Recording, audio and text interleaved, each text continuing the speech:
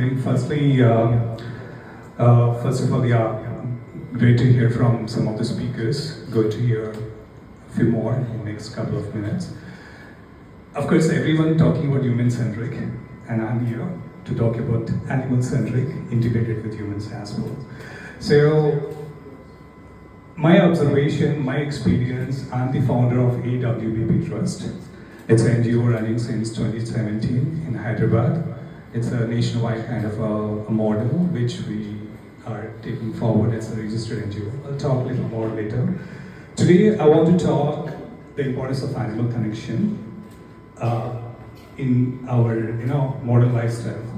So I'm strongly, whatever I'm talking, it's all part of my experience, my observation, and hoping it helps all of you as well. Because even I came from that materialistic world when I worked in a corporate for 10 years, and I've seen all kind of things, but at the end of the beauty of animals and the coexistence connects love. So let's go back to the next slide. Okay, so before I get into the actual slides, every life, at the end of the day, we needed happiness. The problem is, once upon a time, our ancestors were very clear what is happiness all about. But in today's world, we completely forgot what exactly happiness. We think like, getting into mall is happiness. Or playing a game or going to IPL matches is happiness. But of course, there is something, there are two things I generally differentiate in like happiness and like a real happiness and a materialistic happiness. So today what I'm talking about is life, is talking about real happiness. Once you're born and then we're living the world, throughout the life, of course many things changes, the one parameter won't changes, your happiness. So, but today, in today's world, we are actually chasing for something and we are missing that happiness, where exactly it is. So today I'm trying to share my experience, hoping that may help you once you're, after this event, maybe you start to do that practice as well. Can we go to the next slide? Okay. So I just want to give a quick brief, my observation again. If you go back to our freedom fighters, we talk about, Subhash Chandra Bose is obviously like a role model to me. So our freedom fighters, 1940s or before, or even 1980s as well. And today generation, what we see, can anyone tell the difference, one word in simple? I mean, if something comes to you, anybody? Okay. Which one? Partner, is it? Okay. The difference between the old generation, I say our ancestors in 1940s or 1960s, now, okay, in short, those days people are community-centric. What I need to do for community? The community is a family. Connection. Yeah, it's a community, it's like it's not just my blood relationship. Okay, to do it. So, and today, the self-centric, we are all into self-centric.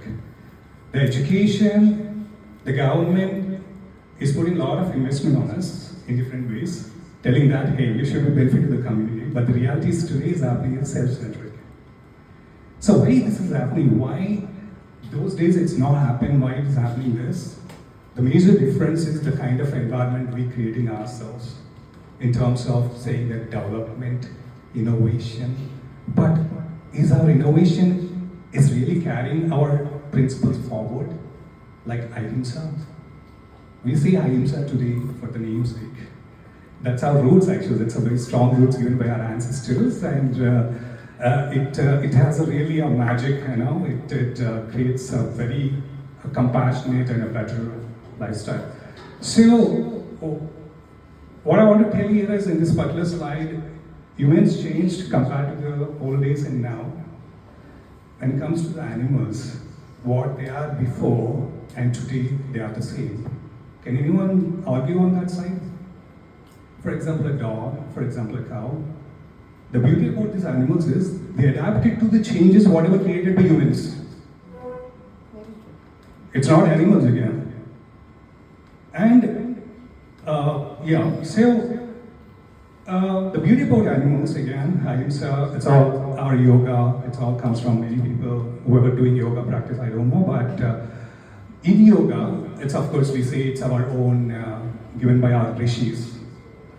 And most of the asanas derived from animals, which mean the life and the happiness is around the connection with the animals and nature. That's a formula, that's it. There is no other formula for happiness. Your artificial intelligence may change, many things may change, but happiness remains same only, there only. So, the environment is very important. Of course, we cannot change it. We are not saying that you don't need to use artificial intelligence or something else, some technology. But what is important is creating and carrying that environment in your innovations, in your journey is very important. For example, you're running a company.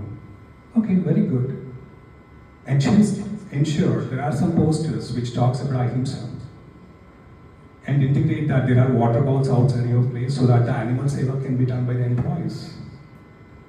And this is there exactly in the past, like Gurukula Pathashala. See, can you go to the next slide?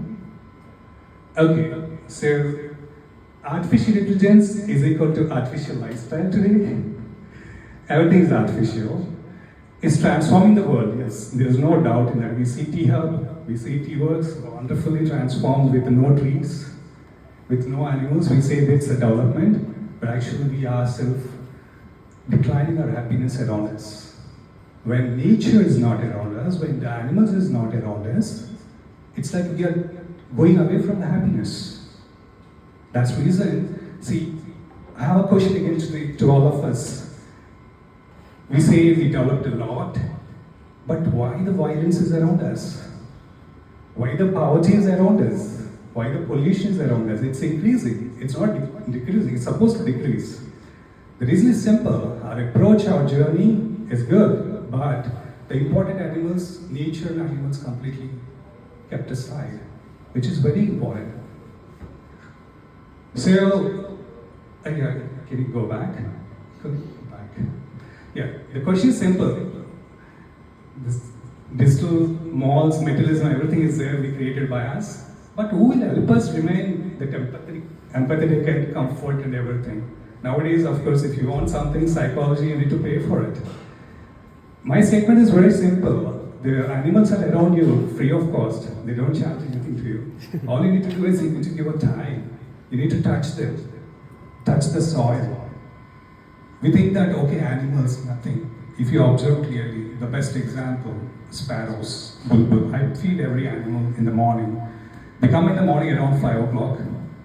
They go back around 7 o'clock in the evening. That's it. That's a clear indication telling that early get up, early raise, early sleep. That's what our ancestors taught us. Sunrise, sunset. And today they didn't change. But how many people are observing and learning from them? We're ignored. We say that books is saying the books is created by humans. Our experience. That is good. But we have to see that this is also integrated in it. So, can you go to the next slide? Okay, the reality, today what is the problem we are facing? Even to go to a student, school students or college students, we see a lot of time, even the employees in the corporate, even I work in a corporate, and I, of course, I used to get a 6-digit salary and everything, but at the end of the day, I used to question myself, where is my happiness? A lot of politics around, I still feel an individual, I'm here, what is going on? I still see like this is a team, but at the end of the day, everyone is individual. What's happening? Why this disconnection? Because we are losing that ethics. Why losing the ethics? Because we disconnected from the actual nature of animals, which teaches the actual what life all about, the principles all about.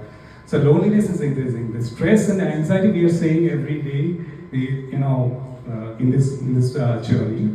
So the focus is how to connect back to our roots. So can you go to the next slide? Okay. Sure. Okay, since I have a short of time, so can you go to the next slide here? Okay. So all I want to tell you is, as a conclusion part here, You don't need to do anything, you don't need to go anywhere. So you can make a practice from today onwards. Outside your home, keep a small bowl and keep some food for birds or for any animals. Okay, and wherever you go, carry some food with you and put it across. This every moment, whenever you do this seva, it's like you're giving back your negativity from you and taking the positivity, making yourself grounded always. The groundedness is what they teach, which is very important to me to get that happiness. We know that one day everyone should leave this world, but we still don't accept that. I should get something, I should do it, everything. So, can you go to the next one? Yeah. We talk about the community well-being, but to happen the community well-being, you should be first in a good shape as an individual. As an individual to be in a good shape, you should always be connected with the nature and animals. That's the only formula I realize. If any have a different kind of sessions, of course you're welcome later. But right now, this is what my thing is. Next, can you go to the next slide? So we are from NGO, Animals Waterfall Project. So we focus more on the water, education, innovation. When we say innovation, we're talking about, again, animal-centric innovation. Enough of human-centric innovations, please. Let's focus on animal-centric innovations. Let's focus. I'm not saying that sideline them. Please integrate. Please integrate. Even in CSR also, today we have a struggle in India. A lot of funding is there. Everything is going for human welfare. I don't understand what wrong they did. We need photographic clinic, we have to capture their photos and put up on reels or something. But they need help. Because of human actions, they're suffering. So, can you go to the next one? Yeah. So myself, Lakshman, and the founder of this trust, and I'm author of a book called The Journey of Bunty and Ching. That's the whole intention. This book is something right now it's in English and Telugu. It's not a commercial one. Anybody interested to learn, implement, and educate others, you're welcome to reach us. We're going to give free copies. We want to have this book as a school curriculum in the coming years because this is a subject very much badly missing. So today we have it two languages, Telugu and English. The next year we are going to come up with a Hindi edition so that we also want to promote to the CBSE level. So, and also I'm a patent holder. My aim is simple. I want to transform all of you, connect back to the animals and be happy and see that all the communities will be happy as well. And before I end, I just want to play one video which is 2 minutes. Okay.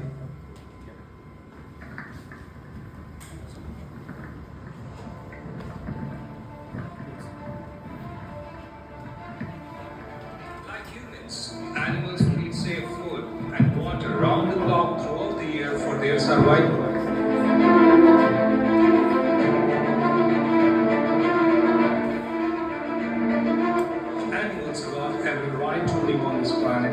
That the way humans want to live.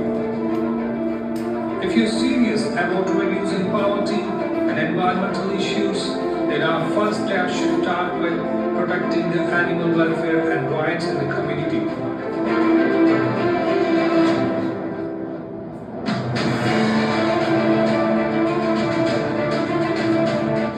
Love and support animals in the community. We need to accept their presence in the community rather than ignoring. It is everyone's responsibility to take care of animals in our community as we destroy their habitats. Climate and poverty issues can be reduced by protecting animal welfare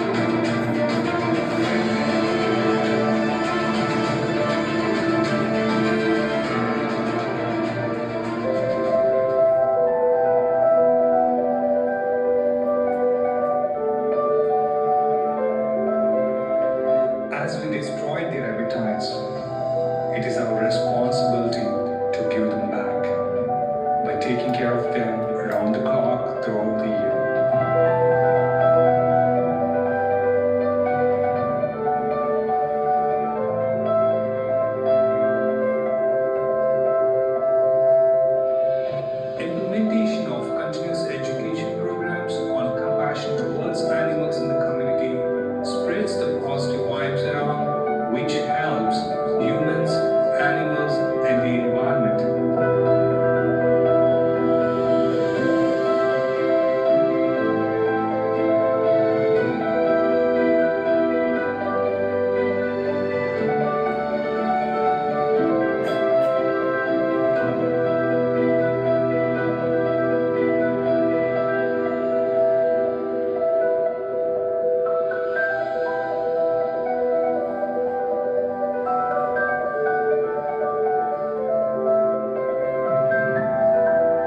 We are one family. We are one community. You, me, we together can bring a good change in animals. Let the change begin with you. Educate people around you. Serve the animals every day.